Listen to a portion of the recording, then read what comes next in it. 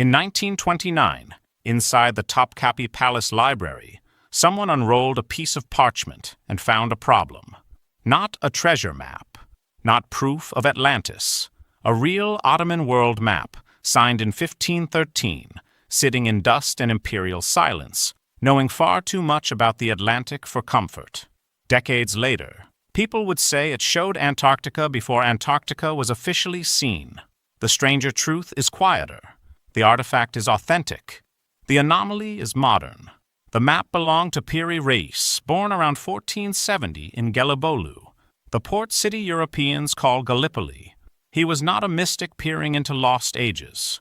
He was an Ottoman admiral and cartographer in an age when empires treated coastlines like state secrets.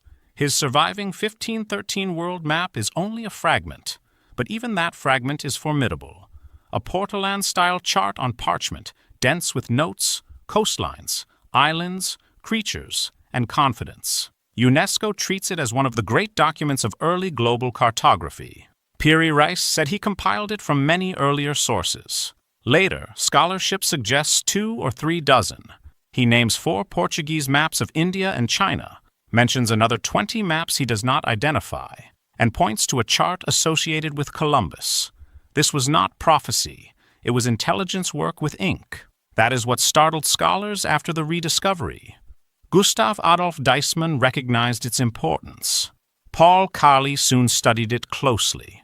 What they saw was extraordinary enough without fantasy, one of the very few large parchment world maps surviving from the first decades after Columbus, and an Ottoman synthesis of Iberian discoveries at astonishing speed.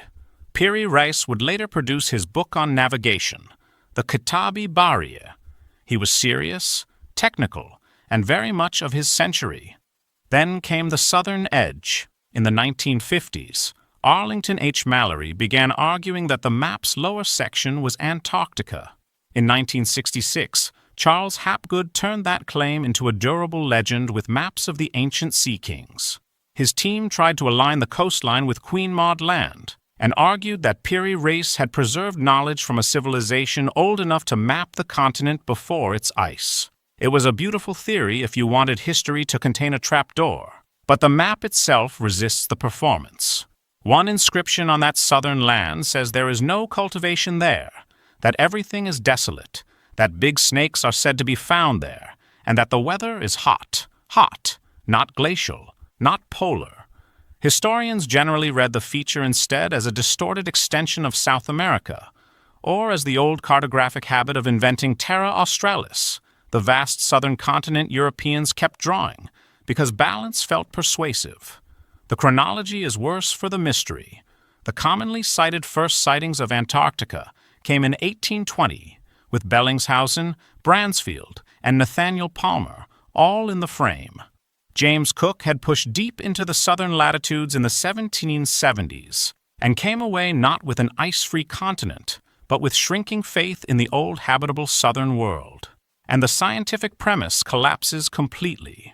British Antarctic Survey-backed research states Antarctica's permanent glaciation began around 34 million years ago, with East Antarctica icing first and the West lagging by millions more. No human cartographer missed the thaw. There was no thaw to miss. That is why this story lasts. The map is genuinely uncanny, just not in the way pop history prefers.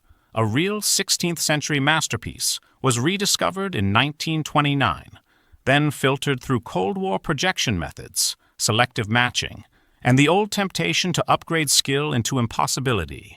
The Piri Reis map matters because it shows how quickly knowledge traveled across rival empires, how Ottoman and Iberian worlds touched through stolen, traded, and copied information, and how a document can be famous first for what it is, then for what later centuries need it to be.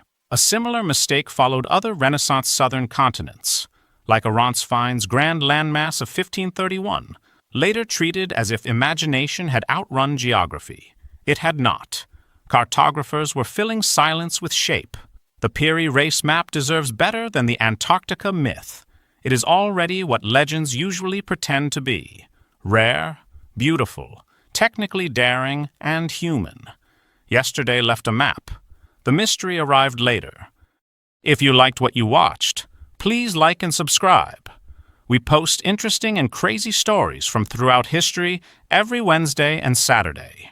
Yesterday's craziness? Because yesterday was crazy too.